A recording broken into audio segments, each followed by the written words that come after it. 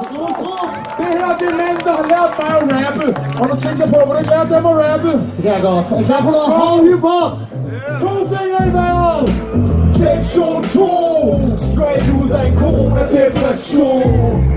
Jeg er tilbage i min zone efter næsten 2 år uden at dræbe mikrofon. Det går lektion 2. Straight ud af en corona-depression.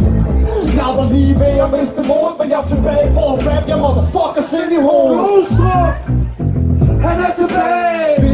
Hvemmerne, hvordan man klapper kage. Rap-spillets ludoman bringer creme til dine ører efter 1,5 år i dval. Jeg har siddet derhjemme og været på net og skrevet på uddagen. Det faktisk var federe at være til. For 90% af sindssygt er stadig vinger gren. Homie øvner som en gal, eller giv op og bare blive fan. Små snort unger, stop med at gøre snot på mig. Jeg giver stadig ikke at høre jeres skårnummer. Små kujoner med deres hadmæs, der altid er så herrefucking blikke ud backstage.